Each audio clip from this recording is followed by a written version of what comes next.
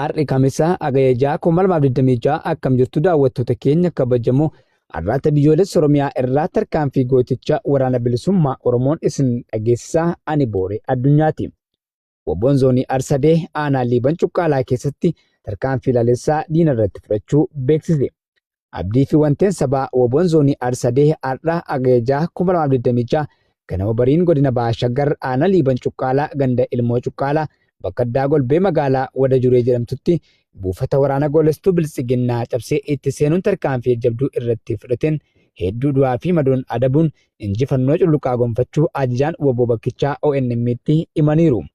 Haaluma kanaan lolicha irratti ergamtoonni bilisiginnaa birmachuu waraana maaffaa PP kanaaf magaalaa Bishooftuurraa qilleensa irraan diroonii bobbaasuun magaalaa aanaa Adulaalaa irraa waraana lafoo ajajuun gara iddoo lolichaatti konkolaataan fiigaa turte axxeetti hidhee olii fi gadi kaachisuun gargar bittinneessee jiraachuu dabaluun dubbataniiru.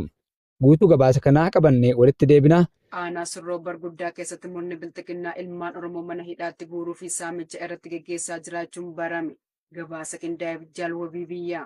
Kibba Oromiyaa godina Gujii Lixaa aanaa Sirroo Barguddaa keessatti murni bilisiginnaa ilmaan Oromoo badii tokko malee hidhaatti guuraa jiraachuu jiraattonni himan. Haaluma kanaan aanaa Sirroo Barguddaa ganda Qajimaa Dibbee Booraa jedhamu keessatti isin seelii waraana bilisummaa Oromooti sababa jedhuun hawaasa nagaa hidhaatti guuruu fi saamaa jiraachuu maddeen aanichaa har'aatu biyyoolessa Oromiyaatti himaniiru. Aanichatti jiraattota ganda Qajimaa Dibbee Booraa kan ta'an nama maqaan isaa Obbo Turee Booruu Bulee jedhamu dabalatee yoo xiqqatee namoonni 5 ol hidhamanii dararamaa jiraachuu jiraattonni ONM dubbisee ifoomsaniiru. Akka jiraattonni gandichaa himanitti namoonni hidhaman kunneen qonnaan bultoota yakka dalagan tokkollee kan hin qabnee fi hojii dhuunfaa isaanii irratti bobba'anii kan argaman yommuu ta'an akkuma aanichaatti qondaalli bilisiginnaa maqaan isaa Wooticha Waayyuu jedhamu uummata nagaa maqaa siyaasaan yakkeedhuun qarshii 25,000 irraa saamee hidhaa irraa hiikaa jiraachuu jiraattonni dabaluun addeessaniiru. Akkuma beekamu murni bilisiginnaa koloneel Abiyyi Ahmadiin durfamu hidhaa ajjechaa fi saamicha imaammata isaa taasifatee hojjechaa kan jiru yoo ta'u kutaalee Oromiyaa garaagaraa keessatti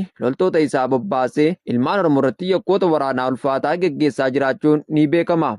Aanaa Sirkaa keessatti ergamtoonni bilisiginnaa hawaasa hidhaatti darbachuu fi achi buutee dhabamsiisuuf hammeessan. Bal'ina isaaf Jaal Yaadannoo Oromiyaa. Godina Arsii Bahaa aanaa Sirkaa keessatti ergamtoonni bilisiginnaa jiraattota hidhaatti darbachuu fi bakka buutee dhabamsiisuu hammeessanii jiraachuu jiraattonni ONM'if ifoomsan. Ganda Hellaa Konnee jedhamu keessatti jaleewwan bilisiginnaa nagaa hawaasaa gooluuf ajaja koloneel Abiyyi Ahmadiin bobbaafaman namoota maqaan isaanii Abdurrahmaan Huseenii fi Makkoo kanneen jedhaman adoolessa 29/2026 ukkaamsuun reebicha ulfaataa irratti raawwatanii bakka buutee dhabamsiisuu jiraattonni gandichaa har'aata biyyoolessa Oromiyaatti himaniiru. Akka jiraattonni ONM'if gabaasanitti qonnaan bultoonni kunneen badii balleessan kan hin qabnee fi sababa harka qal'ina isaaniif kaffaltii jaleewwan bilisiginnaa gaafatan dhabuun maqaa nyaata milishaa kennuu diddan jedhuun reebicha ulfaataa irratti raawwatanii bakka buutee isaanii dhabamsiisuun ibsameera. Loltoonni dantaa dhuunfaa isaanii eeggachuuf hawaasa iraarsan aanichuma ganda Soolee jedhamu irraas qonnaan bultoota maqaan isaanii Abdusalaam Abdurrahmaanii fi Aadde Misiraa jedhaman adoolessa 29 hidhaatti darbatanii iraarsaa jiraachuu jiraattonni gandichaa dabaluun himaniiru. Aanaa Jalduu keessatti jaleewwan bilisiginnaa hawaasa saamuu hammeessan.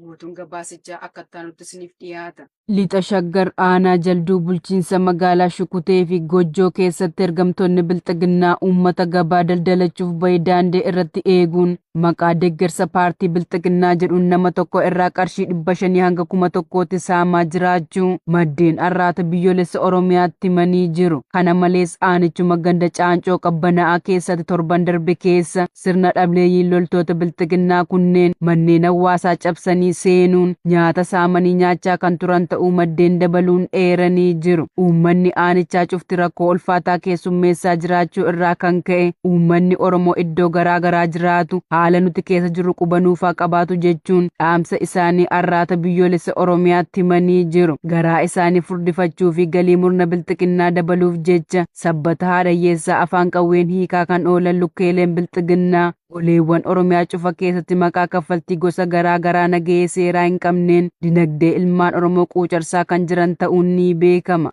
Aanaa Haaruu keessatti ergamtoonni bilisiginnaa dararaa fi saamicha hawaasa irratti raawwatan cimsanii itti fufan.